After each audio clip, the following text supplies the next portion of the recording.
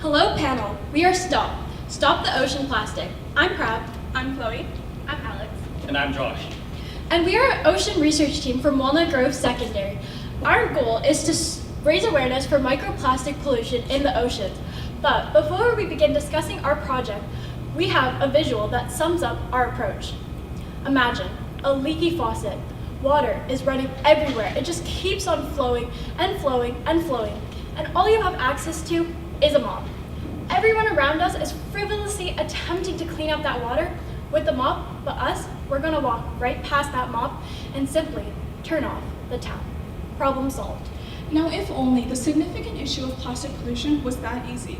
We believe that it is fantastic that there are products and movements being created to clean up the problems that already exist. But is the problem really solved if the roots of the issue, throwaway culture, mass production, and overconsumption still exist? That's why we have put forth a process to solve this problem, rather than just try to deal with the issue as it comes. Education programs that can be implemented in schools. Nelson Mandela once said that education is the most powerful weapon which you can use to change the world. Our goal is to change the world for the better by educating younger generations about the significance of plastic pollution and the importance of putting an end to it.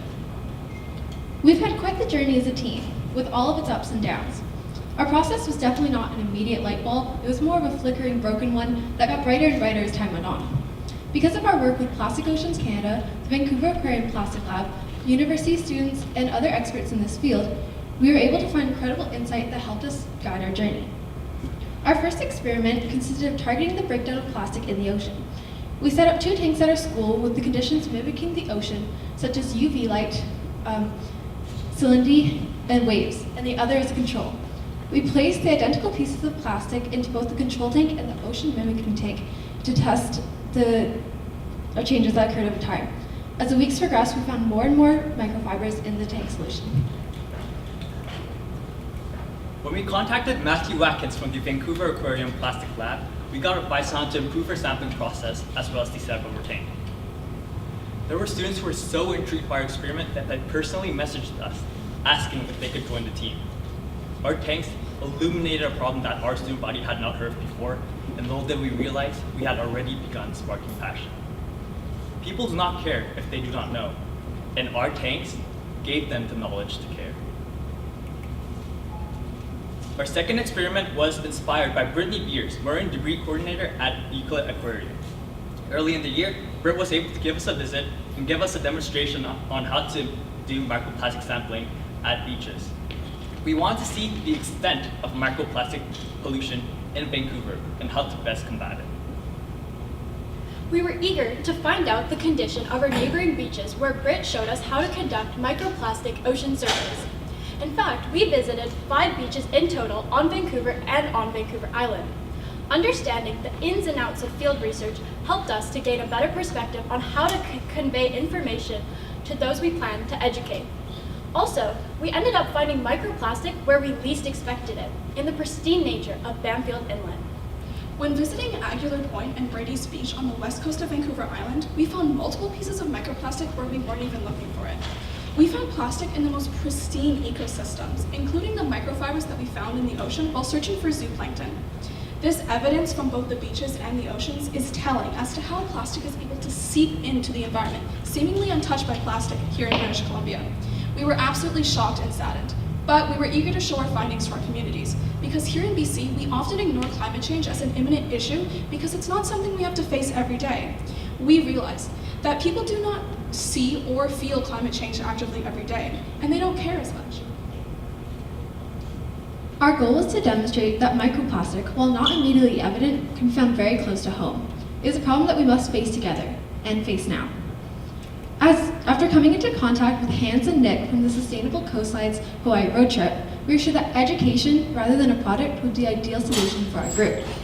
As youth passionate about sustainability, our only shared regret is not getting involved sooner. Because of this, we've chosen elementary-age students because, while possibly unaware of our plastic crisis, are full of enthusiasm and curiosity. If each generation became more environmentally savvy than the one before it, we are sure that we can solve these problems in no time. Hans and Nick emphasized the importance of spreading understanding and that no matter how young you may be, we can all make a difference. Our method of education is in the lesson plans that we've developed and have delivered to several elementary schools in Langley. Our lesson plans include how plastic is made and how it ends up in the environment, the throwaway culture and how to combat it, and what the youth are able to do to best take action. We've successfully presented for Alex Hope and Fort Langley Elementary. Each student we met was eager to show off what they were already doing at home to help save the earth, and they were excited to learn new and exciting ways on how to further their impact. Students strongly connected with the interactive workshop stations that we provided. Just like our earlier microplastic surveys, students were armed with popsicle stick shifts that we have made to search for microplastic in our miniature beaches. After finding bits of plastic hidden in our sand, these students too are now identified as microplastic experts in training. After our lessons and activities, students are encouraged to continue their learning by taking a pledge with us. By taking this pledge, students are asked to share what they've learned from our activities to 2 other people in their lives, helping us to further our message. We hope to inspire students to make changes not only in their own lives, but in the lives of others. We want to encourage young students to pledge to do their part in saving the earth and to discover their unlimited potential. Our goal is to educate students on the importance of involvement in the climate change movement and to further inspire their curiosity. We believe that curiosity and education leads to passion, and that in turn creates action.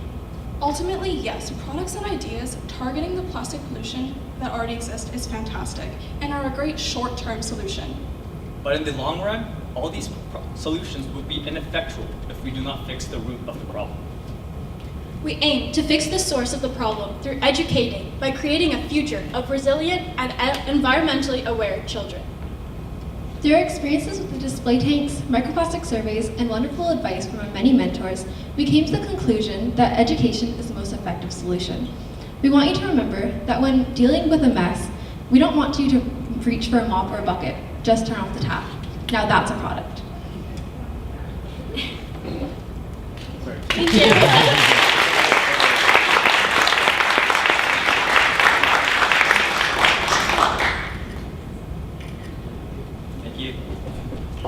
Thank you, we are Stop, and if you have any questions, we'd be happy to answer them. Yeah. Can everybody hear me? There's a microphone. Okay. Yeah. Hi, everybody. So I'm Alex. I had a question specifically when you were doing the microplastics kind of sampling testing that you were doing in a couple different places. Did you find any, did you go to any of the water sources in your own community? Did you find microplastics in your own community at all? That's a great question, and I think that Alex would be able to answer that for you. So, based on the research that we've conducted and the collaborations that we've done with Brittany Beers from the AQUARIUM, we found that the majority of the microplastics that wash up into our beaches are mostly found on Vancouver Island, especially the west side, sorry, because with us, we have the island in the way, and so the microplastics do not reach us as much as they do on the Vancouver Island itself. And then I have a second question. Thank you for that. It sounds like, so my background is also in doing kind of education. I was an environmental educator for a long time. When you were going through the process of making these lesson plans, it sounds like all of you had some pretty strong connection to the material that you were talking about and were pretty passionate about it. And that seemed to translate really well to your own school when you were doing this comparison of these 2 tanks even. So do you think part of that success was because people got to be involved in the process and you were right there? Or do you think it's the actual content, do you feel that personal connection of you being a part of the school was a big part in that success? Because it seems like you were a big part of that. Yeah, I probably can answer that question for you. Sorry.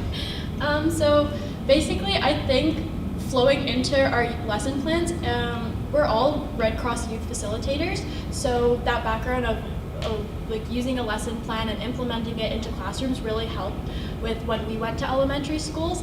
And also, the way that I feel like we were different than lesson plans like Hans and Nick, they go around the US and they're educating like 10,000 children right now.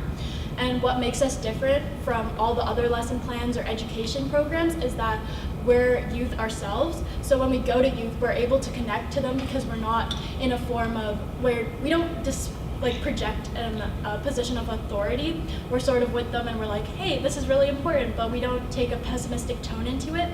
So we're like, you know, we can do this together. Like saving the earth is really fun actually. So we sort of bring that light into it.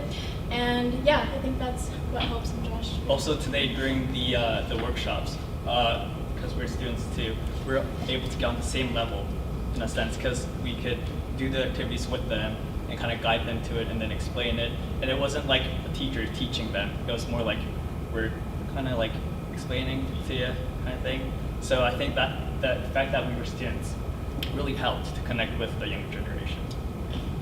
Thank you. Yeah, thank you. That is basically exactly what I was kind of curious about. It seems like you have a really kind of strong strength and basis in being part of this process. So I think that was a really good aspect. Hi, I'm Adrian from Plastic Oceans. We didn't get to meet, but I know you had some time with Daniel and Tim through the process, and I've seen a bunch of your videos on Instagram leading up. So, first, congratulations! It's an excellent project. It's great you got to work with Brett over in Ucluelet. Did you go? So, did you get into Ucluelet as well, or just Banfield? We just got to go to Banfield. We aimed to go to Aculet, but we unfortunately had blocks due to weather. No problem. Yeah, we'll talk to Tim because we're doing some student expeditions out there. We'd love to get you involved. On the pitch, on the opening, you were talking about stopping the tap. So is the whole strategy to stop or turn off the tap through education, or are you offering solutions in these lesson plans, like a step how-to guide or alternatives? Our solution basically is what we like to call a grassroots movement. So we are teaching children about the importance of the issue. So what we're aiming to achieve is for them to realize the importance of solving this problem. We're not necessarily offering solutions that they can take into action. While we do mention that in our lesson plans, what we really aim to strive is a generation of just environmentally conscientious youth who are passionate about creating solutions themselves, because youth are very curious, they're very passionate, they have so much energy and are so passionate about creating their future that they'd like to live in. So we believe that although while we can offer them solutions, we believe that they are able to create solutions themselves. And instead of having 4 people creating solutions that are new and bright, we have 100 kids, because we just continue to keep educating and spreading our message. Would you like that? Yeah. I just have a quick add-on, just because, especially in this developing world of social media, obviously there's a lot of news on big corporations like Ben and Jerry's or McDonald's kind of getting rid of plastic straws and that kind of stuff. So we're firm believers of the fact that big corporations listen to their consumers. So when we talked about education plans, the reason we went we are attacking the kids, not attacking, targeting kids, wrong word, is because when a kid comes home, there's we play pathos into it, because when their parents are coming home, plastic bags, they're just gonna be like, Mom, hey, I learned this really cool thing at school today. They told me don't be using plastic bags because you know what? Turtles mistake those for jellyfish. And so, the kids kind of create that reminder for parents, and then it sort of creates this whole community of people who care, and big corporations listen to that. Is there any more questions? I guess, is there any way that you can track those new ideas that come out, or through the lesson plans?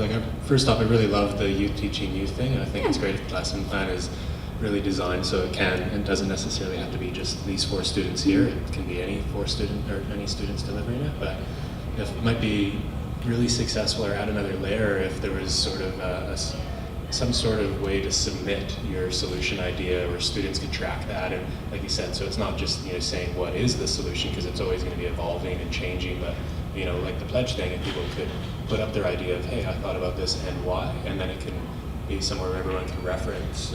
I guess just that's more of an idea than a question, but how to Yeah, keep I'm going actually forward? really glad that you asked that because when we went and performed these workshops, we actually threw out a little bit of a contest amongst the kids there, and we offered them just like a little eco basket of like reusable straws, bags, if they could send us proof of change that they've made in their households. And Josh, do you want to talk about? Yeah, and we actually got an email back from one of the kids. They sent us a picture of their plastic or their metal straws and their reusable bags, and we unfortunately couldn't add that to our presentation, but I think we have already created a movement in some way to these kids that we've presented to. Yeah, so we just asked the kids to send all of their feedback to their teachers, and then their teachers have been sending us little encouragements. So We just have like a Dropbox for all the little video Kind submissions. of cool to have like a tab would be Yeah. so from so and so did this, and it was like, cool. And it just Build up. and we threw in the element of a contest because kids love that amongst classmates. I don't know. Yeah. Cool. That was really loud. So my name is Catriona. I work with Foresight Accelerator. We help businesses who have clean tech offerings and to scale up their business. Okay. So first of all, I love that you know your audience, students. I love that you know how to create value. Education, incredibly important. I like the introduction of the idea of how to track your impact. And that's something I was going to mention as well. It's almost like it's education and campaigning at the same time. And I know that you have an Instagram account. Yes. But do you also have Twitter and things like that? Do you have a hashtag where you can like help people to track what they're doing? Well, we have hashtags under all of our Instagram posts, and Yeah. our social media is run by Prab, so Uh-huh. back over to her. Oh, okay. Unfortunately, no, we do not have a Twitter, but I should get on that because that would be really cool. But no, we use a lot of hashtags on our Instagram, and so under every post, I just know that using specific hashtags bring different accounts to us, and that's kind of how we found a lot of our networking, because like Plastic Oceans Canada, and like a lot of people were just commenting under our posts. They were like, "This is so cool. We'd love to collab with you," and so that's a really great idea. I'm really glad you said that because now we can expand our social media resources because that really branches off our network. Yeah, just like to add on to that, we have our pamphlets that we gave out with our booth, and it has our email, Oh, yeah. our websites, and our Instagram. So those are the 3 accounts that we Cool. have. Any other questions? Well, I have a suggestion. If Okay. you're going to take it forward, create your own hashtag so people can follow that, right? So if it's, hashtag stop, or maybe it's hashtag hope, I don't know what it might be, maybe something with a positive element to it would be great. And also with the pledges, there's a great opportunity to kind of create a badge or a logo or something like that, where people can put it onto their profile picture, right? And say, I am a plastic pledge person. Okay, thank you very That much. sounds awesome. Okay, we're Team Stop. Thank you very much for your time. Thank you.